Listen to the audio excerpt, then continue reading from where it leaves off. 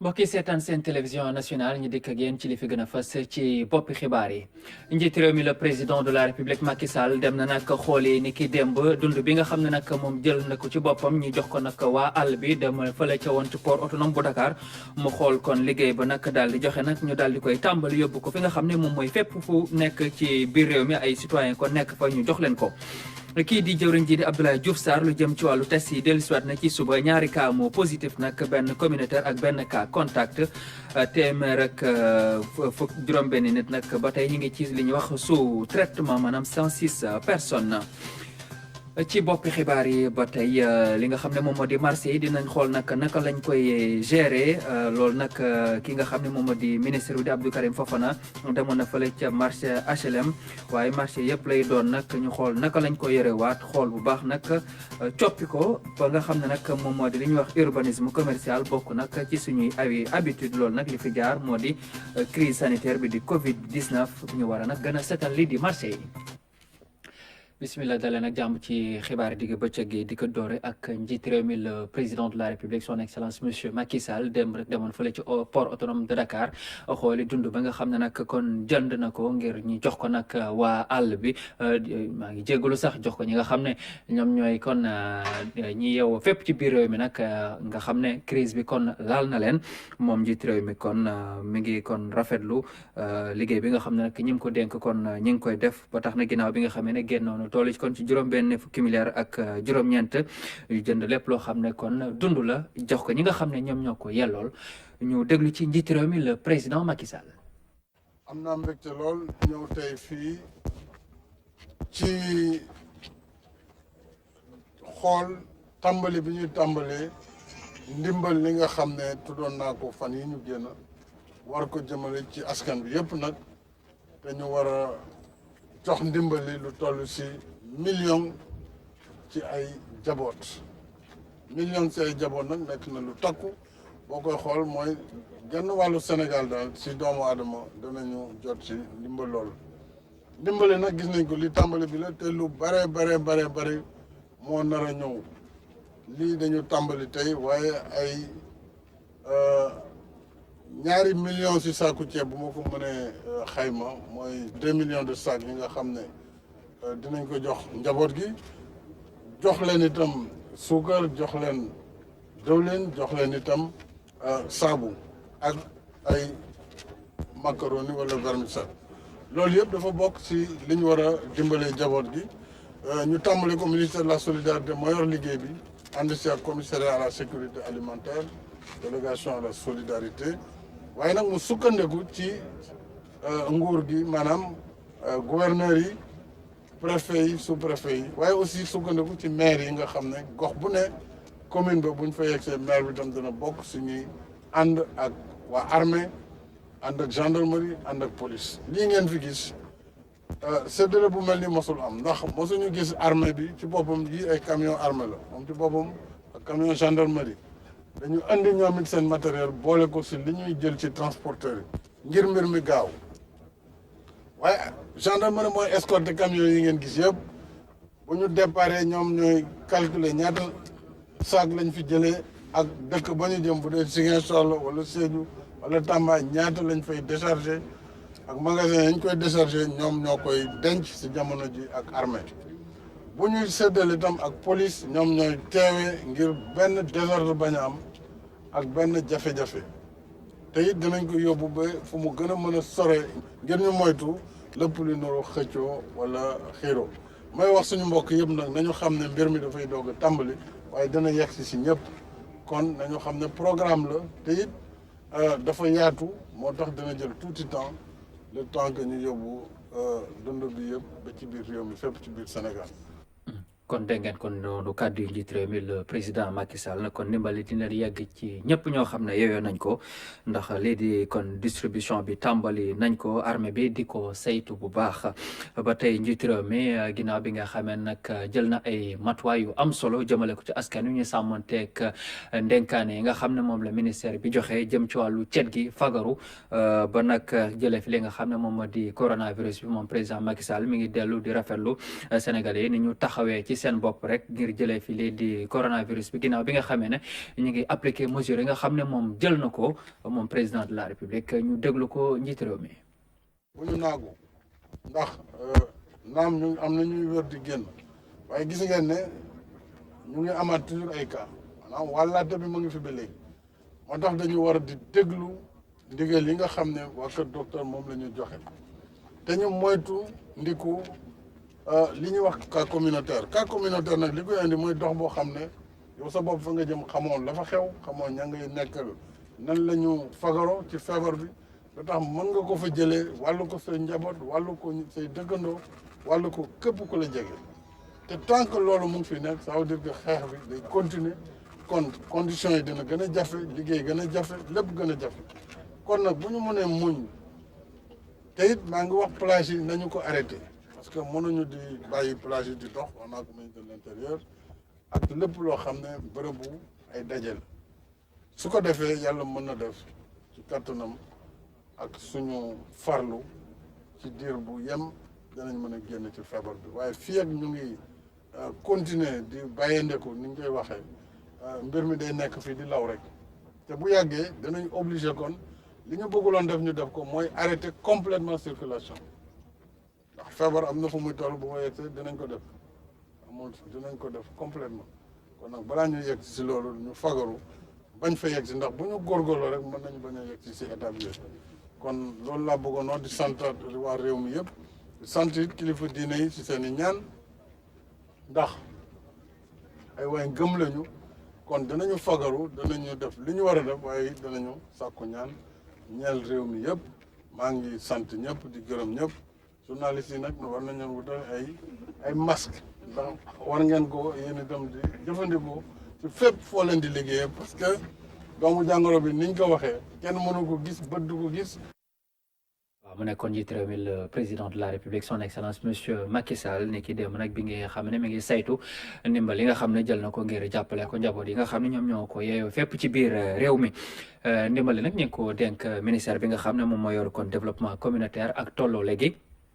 kon ci wàllu askan wi ak fépp ci biir réew mi moom Mansour Faye mu dellusiwaat nag ci cëslaayu ndimbal loolu. tey jii gis ngeen président de la république ñëw na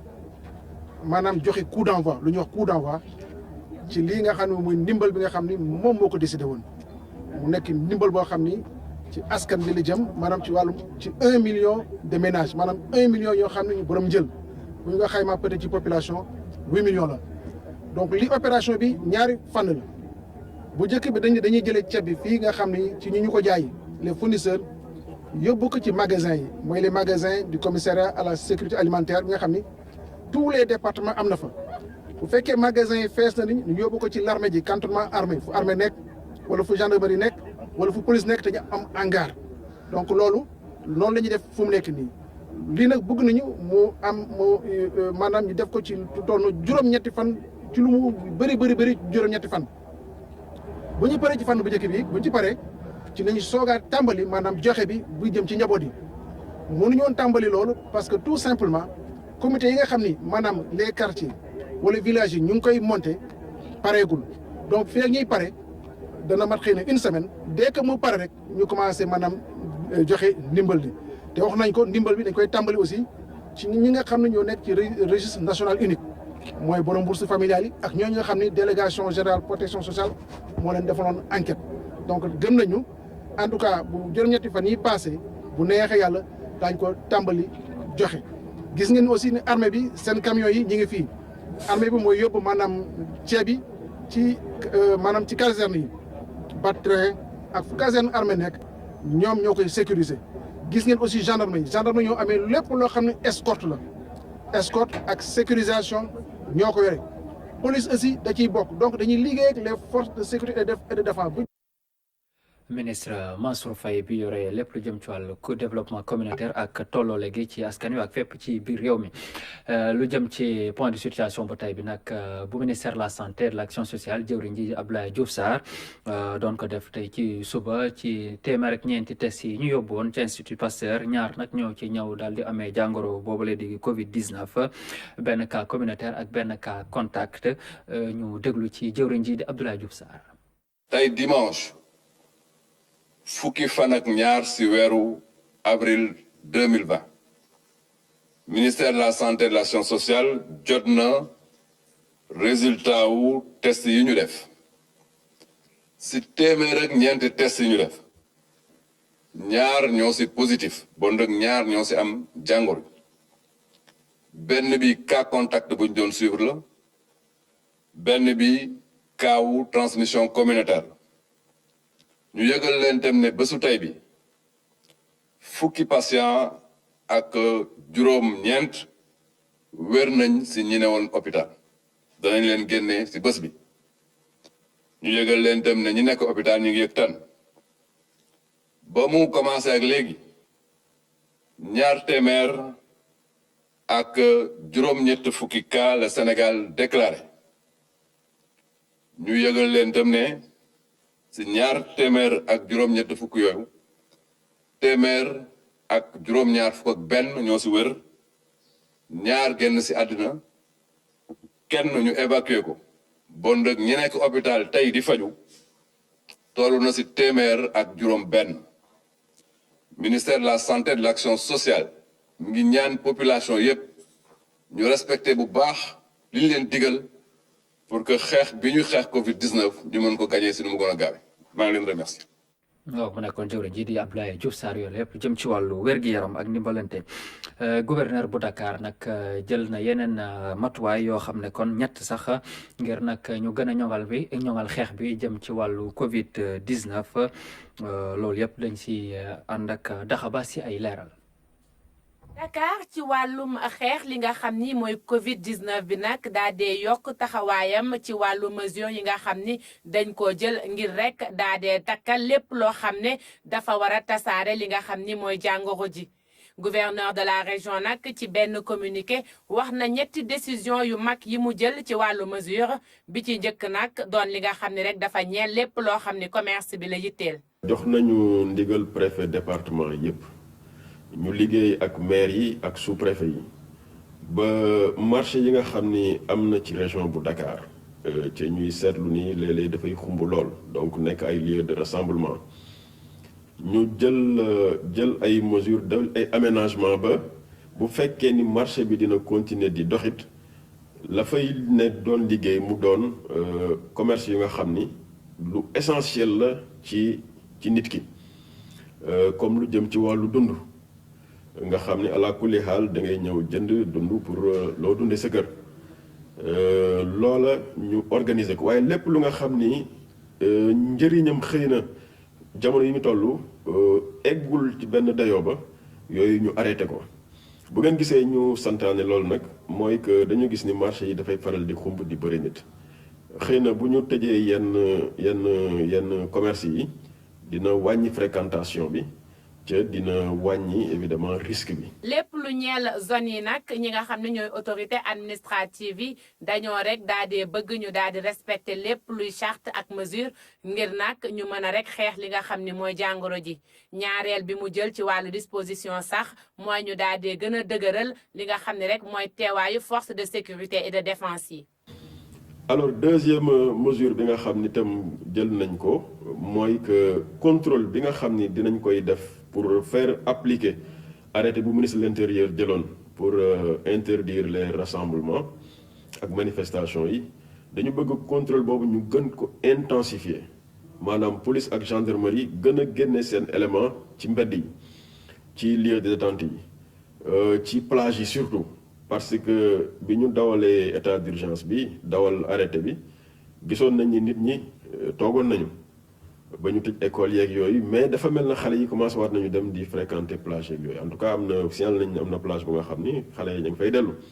donc ñu ni police ak gendarmerie kon nañu def opération yu mag ñu gën a surveiller lieu yooyu ba rassemblement du fa am et yokkal leen ci surveillance boobu armée dina ci bokk pour gën ci jàpp moom tam alors donc loolu c'est pour gën a appliquer mesure ministre de l'intérieur. gouverneur de Dakar wax na itam ci lépp loo xam ne dañ ko war a def rek ngir ñu respecter charte yi surtout nag ci wàllu dem beeg dikk bi ci transport en commun yi. ñu bëgg nag police ak gendarmerie ñu gën a taxaw ci contrôler transport en commun surtout njaganjaay yi kaar yi ñuy wax njaganjaay ak yooyu ak yu mel ni yooyu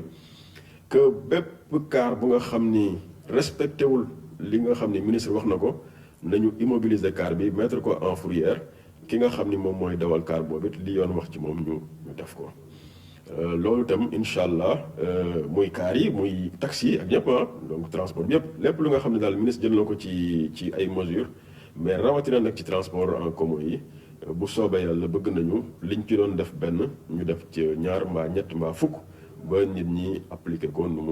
mu war a ni ñu ko war a appliqué. leneen loo xam ni gouverneur de Dakar wax na ko mooy rek daal dina woo askan bi yépp ñu daal dee gën a taxaw ci lépp loo xam ni mesures yu ñu sant la ngir nag ñu daal dee dakkal li nga xam ni mooy propagation bi maanaam wàlle jàngoro ji bañ a am yaatuwaay loolu yépp nag ngir rek ñu mën a daan li nga xam ni mooy Covid 19 bi le.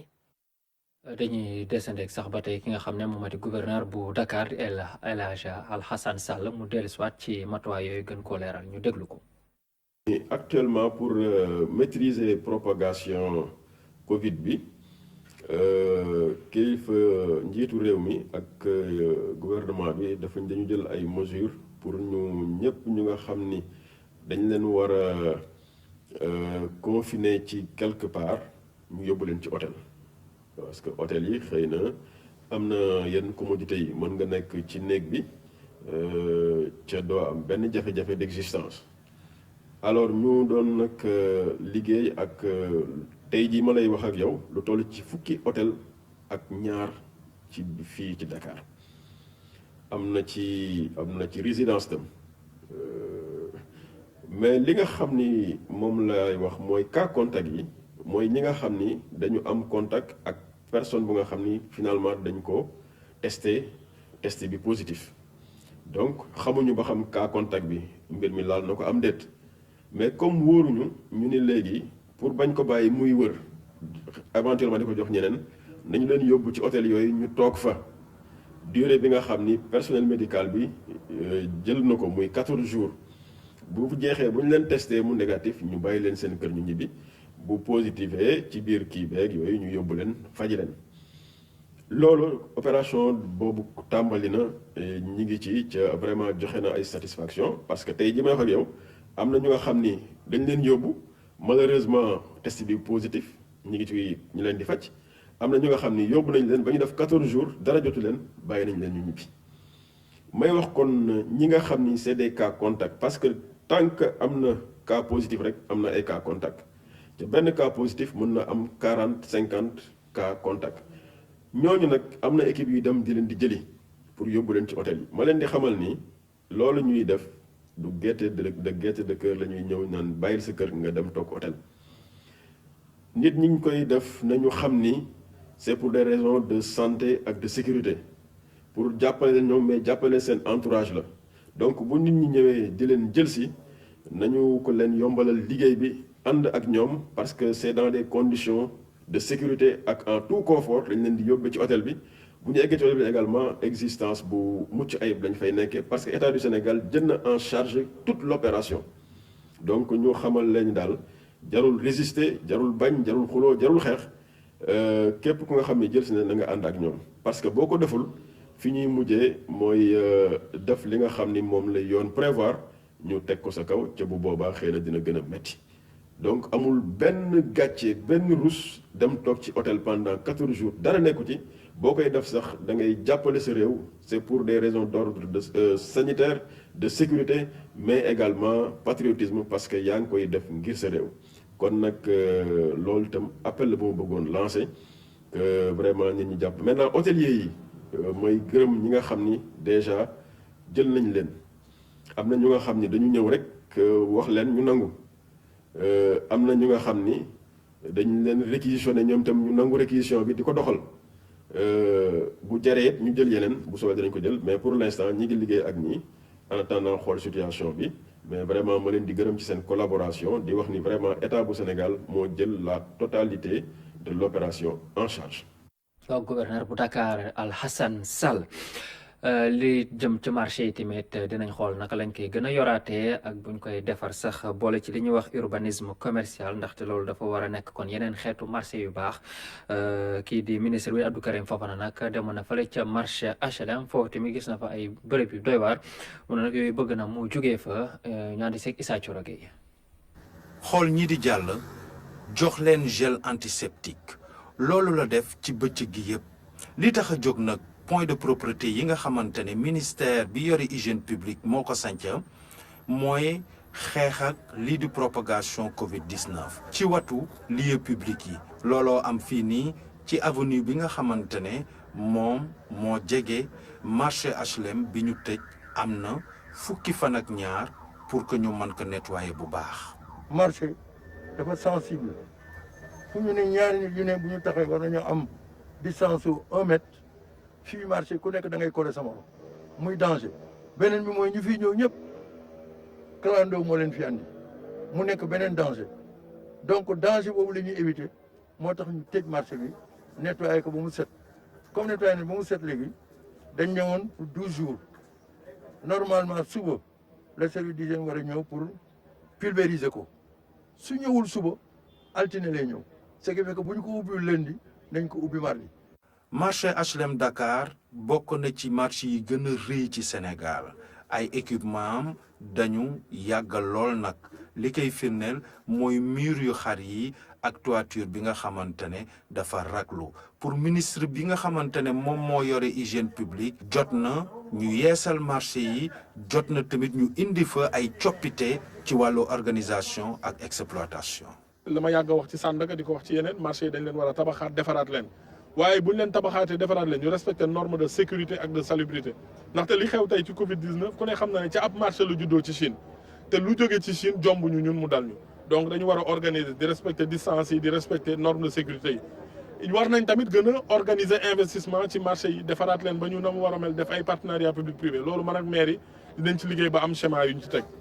defaraat lii di équipement yi ci marché yi loolu am na solo challenge la li ci des mooy ñu gëm ko taxaw ci bàyyi xel tamit ci lii di cet. ok jaageen jëf li moo fi nekkoon xibaar yi digg bëccëg gi ñu rafetlu seen ak seen télévision nationale di leen ñaanal kenn du jàmm.